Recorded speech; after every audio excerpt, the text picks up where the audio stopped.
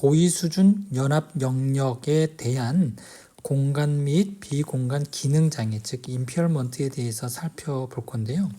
여기서는 고차 연합 껍질의 병리라고 얘기했지만 고차 연합 껍질 그리고 87페이지의 고의 수준 연합 영역 같은 의미로 보시면 됩니다. 자, 환자를 소개시켜 주고 있는데요. 피터라고 하는 사람은 뇌졸중을 앓고 있고 68세의 남성입니다. 그를 이제 이그제미네이션 했더니 그의 시선은 오른쪽으로 벗어나는 경향이 있었다. 단 시력은 정상이었다라고 하는 겁니다.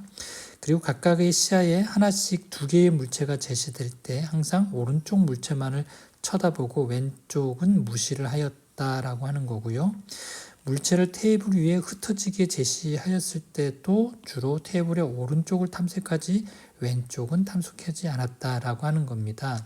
자, 이런 것을 봤을 때 여러분들은 어떤 것을 의심할 수가 있나요? 맞습니다.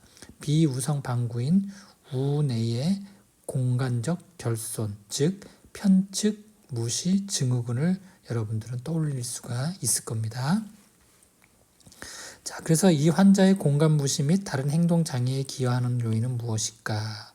또 이것은 특정 인식상의 문제를 일으키는 국소변경의 결과일까? 그렇지 않으면 기타 등등 어떤 문제들을 제시하고 있습니다. 자, 그래서 이러한 공간적, 비공간적 기능 장애의 서로 다른 유형의 형태를 알아봄으로써 피터가 앓고 있는 이러한 증상들이 어떤 원인에 의해서 나타나는가를 살펴보려고 하는 겁니다. 자, 이미 우리가 알고 있듯이 공간적 주의와 안구 운동을 조절하는 등쪽 이마엽 마루엽 네트워크, 이건 뭐죠? 외열의 경로가 되겠고 하우의 경로가 되겠죠. 그리고 각성, 재방향 설정, 새로운 사건의 감지와 같은 비공간적 행동에 관여하는 배쪽 이마엽 마루 네트워크, 와세 경로가 되겠죠. 이 와세 경로가 있었을 때는 어떤 문제가 발생을 했나요? 어떤 사물을 지각하지 못했고, 즉 인식하지 못했고요. 그 다음에 사람의 얼굴을 알아보지 못했죠. 즉 그 안면 실행증이 나타나게 되었죠. 자, 이러한 것들은 결국은 어떤 사물에 대한 인식을 할 수 없었다. 즉 공간적인 것보다도 인지적인 것에 문제가 있었다라는 것을 우리에게 말해주고 있죠. 그래서 이 두 개의 네트워크 사이에서 공간적 처리에 영향을 미치는 배쪽 네트워크의 결손이 등쪽 네트워크 처리와 공간적 주의에 직접적인 영향을 주는 것과 같은 많은 상호작용이 있다라고 하는 것을 한번 알아보려고 하는 겁니다. 자, 먼저 오른쪽 방구 공간의 결손이 생겼을 때는 편측 공간 무시가 대표적으로 나타나죠. 왼쪽 공간 무시, 편측 공간 무시, 그리고 왼쪽에 있는 사지, 즉 편측에 있는 사지를 무시하게 되죠. 그 다음에 편측 병변 무시, 왼쪽에 손상된 자기 신체의 병변을 알 수가 없어요. 그래서 자꾸만 태어나려고 하는 그런 경향들도 있다라고 말씀을 드렸습니다. 자, 그러면 하나씩 살펴볼게요. 자, 편측 무시가 있는 환자의 주요 공간 기능 장애는 병변 반대쪽 자기중심적 공간에서의 자극에 주의를 기울일 수 없다라고 하는 것이다. 즉 무엇이죠? 오른쪽 방구에 문제가 생겼으니까 왼쪽에 있는 공간을 무시하는 거다. 편측 무시가 곧 왼쪽의 공간에 있는 공간을 무시하는 거다라고 하는 겁니다. 자, 그래서 이 오른쪽 방구의 공간 결손에 대해서는 많이 얘기가 되었기 때문에 이것만 알아두면 되고, 요 세 개에 대해서는 또 다음 페이지로 넘어가서 설명을 드리도록 하겠습니다. 그 다음에 오른쪽 방구의 비공간적 결손이다. 이런 것은 지금 처음 배우는 거죠. 자, 그래서 오른쪽 방구의 비공간 결손이라고 하는 것은 오른쪽 배쪽 이마마루 겉질, 즉 와세 경로겠죠. 여기서 손상은 주의와 또 새로운 자극에 주의를 기울이거나 각성, 의식적인 거, 경계, 끼어있는 거를 유지할 수 없는 것을 포함한다. 이런 것들을 비공간적인 기능에 손상이라고 이야기하는 겁니다. 그리고 또 이런 환자들 같은 경우에는 반응 시간의 지연이나 청각 반응 시간의 지연이 나타나는데, 이러한 느린 반응은 운동 결손의 결과가 아니라 각성과 처리 능력의 결손을 반영하는 것이라고 또 생각을 할 수가 있다라고 하는 겁니다. 자, 그러면 페이지 164페이지로 가서 조금 더 이 내용들을 자세하게 살펴보도록 하겠습니다.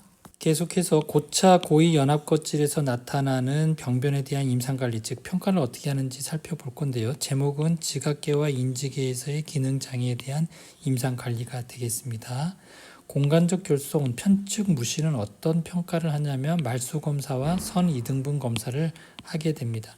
말소검사라고 하는 것은 이렇게 종이에 이미 주어진 금이 간 것을 주고 하나씩 하나씩 보이는 대로 제거하세요 이렇게 주문을 하게 되는데, 오른쪽에 있는 것들은 다 말소검사에서 100점을 받았지만 왼쪽은 완전히 무시한 것을 볼 수가 있습니다.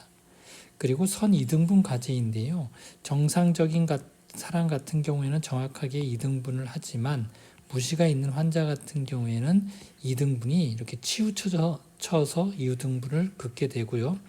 여기서부터 여기까지를 이제 중간이라고 생각을 하는 것으로 봐서 여기서부터 여기까지가 무시된 공간이 되겠습니다. 다음은 비공간적 인지 결손인데요. 각성과 의식 수준을 평가합니다. 그래서 각성도를 평가하기 위해서 리코, 로스, 아미고스 검사를 실시하는데요. 이게 리코, 로스, 아미고스 척도입니다. 그래서 뇌 손상 이후의 의식 수준을 평가하기 위해서 이렇게 1단계부터 8단계인데요. 10단계까지 있습니다. 이렇게 나눠놔서 완전히 익스파이어 된 상태, 반응이 없는 상태, 명료한 상태까지 이렇게 평가를 하게 되어 있고요. 요거하고 유사한 평가 방법이 글라스고우 콤마 스케일, 콤마라고 하는 것은 의식이 전혀 없는 것을 얘기하겠죠.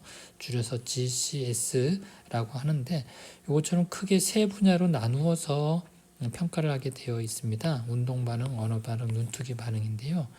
요게 바로 그 GCS라고 하는 평가 도구가 되겠습니다.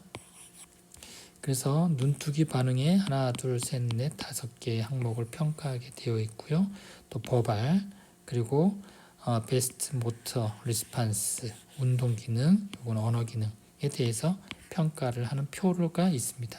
이렇게 평가를 하게 되어 있습니다. 다음에 이제 어텐션, 주의에 대한 것도 이제 평가를 하게 되는데, 주의는 뭐 이런 주의가 있다라고 하는데 그냥 그렇게 알고 넘어갔으면 좋겠습니다. 그리고 주의 검사에는 수트록 검사, 또 선 추적 검사 같은 것들이 있습니다. 그 다음에 이제 기억 검사도 하게 되겠죠. 그래서 단어를 사과, 뭐 딸기, 연필, 자, 요거 3개 기억하세요 하고 5분 뒤에 아까 기억하라고 했던 그 단어가 무엇이었죠? 또 10분 뒤에, 20분 뒤에 이렇게 평가할 수 있는 겁니다. 자, 그래서 요걸 보면 지각과 결손과 인지 결손의 임상적 유형 분류 체계가 나오는데요. 먼저 지각 기능 자계는 신체의 도식, 신체의 부위가 어디 있는지, 좌우의 식별, 신체 부위의 식별, 질병 인식 불능, 편측 무시, 공간에서의 위치, 공간 관계, 지형적인 진압력. 진압력이라고 하는 것은 아는 것을 얘기하는 겁니다. 정경과 배경. 정경은 내가 보려고 하는 것, 배경은 그 주변의 것들을 얘기하는 거죠. 팔다리 실행증, 송산되지 않은 감각에서 목적 있는 운동을 실행할 수 없게 되는 것, 구성실행증, 차기실행증 같은 것이 있습니다. 자, 요것은 지각기능 장애에 대한 평가고요. 그 다음에 인지기능 장애는 주의를 기울이는 것, 그 다음에 진압력. 진압력이라는 것은 여기도 진압력이 있고 여기도 진압력이 있지만 아는 것. 여기 지형의 진압력이라고 하는 것은 뭐 길찾기 같은 게 대표적이 있을 거고, 여기에 진압력은 3개가 있어요. 사람의 진압력, 자 옆에 있는 사람이 누굽니까? 장소에 대한 진압력. 지금 선생님이 계신 곳이 어디시죠? 시간과 관련된 지식.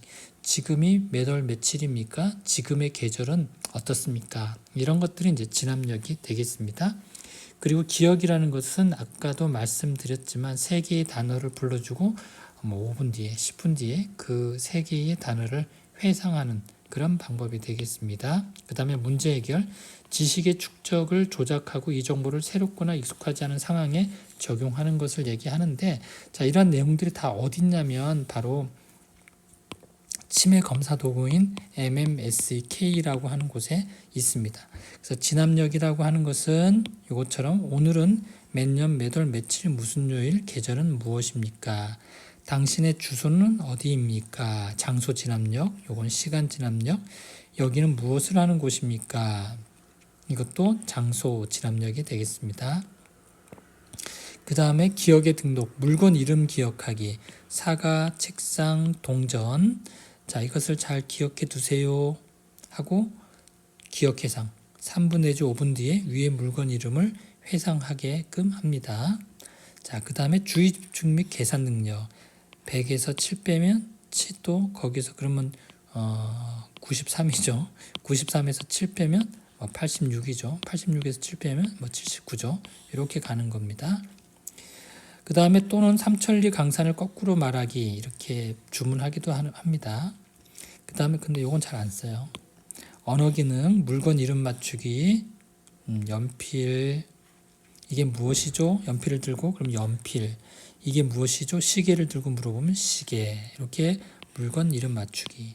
3단계 명령, 자, 종이를 주고 오른손으로 종이를 접어서 1단계 반으로 접고 무릎 위에 놓아주세요. 이렇게 명령을 합니다. 그럼 이것을 잘 알아듣는지에 대한 겁니다. 자, 오각형 두 개를 겹쳐 그려보세요. 이렇게 해서 이렇게 그리면 정상이 됩니다. 자, 요것들은 이제 운동 기능이 되겠죠. 운동 기능. 그 다음에 간장, 공장, 공장장을 따라하기. 요건 언어 기능이 되겠습니다. 다음에 이해 및 판단인데 옷은 왜 빨아서 입습니까? 라고 질문해서 적절하게 답할 수 있는지 물어보고, 판단력, 길에서 남의 주민등록증을 주었을 때 어떻게 하면 쉽게 주인에게 되돌려 줄 수 있나요? 라고 질문해서 적절하게 대답하는지를 살펴보는 겁니다. 자, 그래서 지각과 그 인지결손의 임상적인 유형의 분류에 대해서도 살펴봤고요. 자, 마지막으로 공간에서의 위치에 대한 분류인데요. 푸셔 신드롬이라는 것이 있는데요. 아마 지난 시간에 설명을 하려다가 마른 걸로 제가 기억을 하는데요. 이렇게 점중선이 있으면 이분 같은 경우에는 이제 피터 앞에서 제시했던 피터 환자를 생각을 하면 되겠죠. 그래서 왼쪽에 이제 편마비가 있는 환자가 되겠습니다. 그러니까 오른쪽 뇌를 다친 환자가 되겠죠. 그러다 보니까 이 환자 같은 경우에는 마비가 있는 쪽으로 이렇게 몸이 기울어지는 그런 현상을 푸셔 신드롬이라고 이야기를 합니다. 이상 강의를 마치겠습니다.